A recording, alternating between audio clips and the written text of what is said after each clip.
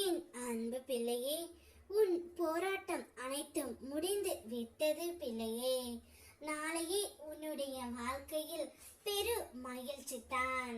உன்னுடைய நீண்ட நாள் போராட்டத்திற்கு நான் ஒரு முடிவு தர போகின்றேன்.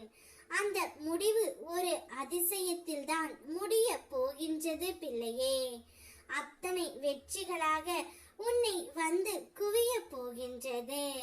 நீ பல நாட்களாக முயற்சி செய்தும் கிடைக்காத ஒன்றும், உன்னால் முடியாத காரியம் ஒன்றும் உன்னை தேடி முடிவடைய போகின்றது. நீயும் இதைத்தானே எதிர்பார்த்து இருந்தாய். எனக்கான அதிசயம் எப்பொழுதுதான் முருகனப்பா நடக்கும் என்று கேட்டுக்கொண்டு இருந்தாய் அல்லவா? அதனால் தான் என் பிள்ளையின் ஆசையை நிறைவேற்றவே அப்பா நான் இப்பொழுது வந்து இருக்கின்றேன் தங்கமே.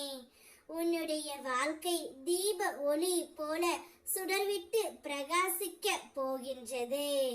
நீ என்னை தேடி வரவில்லை என்றாலும் நான் நிச்சயமாக உன்னை தேடி வருவேன். அதற்காக என்னை பார்க்க முடியவில்லையே என்று நீ வருத்தப்பட தேவையில்லை. நான் எப்பொழுதும் உன்னையே சுற்றித்தான் இருக்கின்றேன் பிள்ளையே. உன்னுடைய அனைத்து காரியத்தையும் நான் பார்த்து கொண்டு தான் இருக்கின்றேன். உன்னுடைய விடா முயற்சிக்கு நான் பெரிதும் பாராட்டுகின்றேன். நீ மற்றவர்களுக்கு உதவி புரிய வேண்டும் என்ற நல்ல குணம் உன்னிடத்தில் நிரம்பி இருக்கின்றது.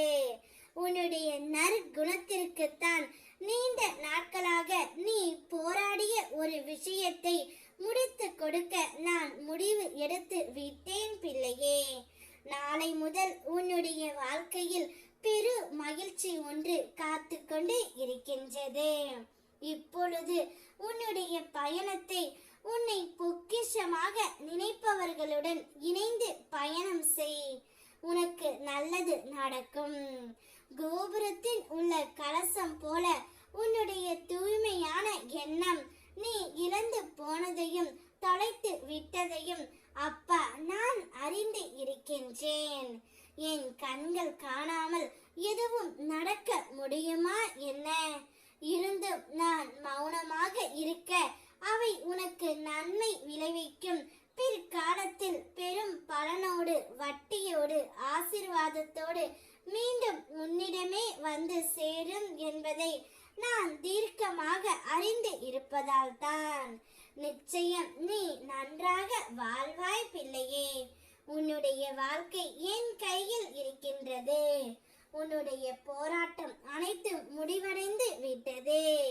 இனி நீ சந்தோஷமாகவே வாழப் போகின்றாய். ஓம் முருகா.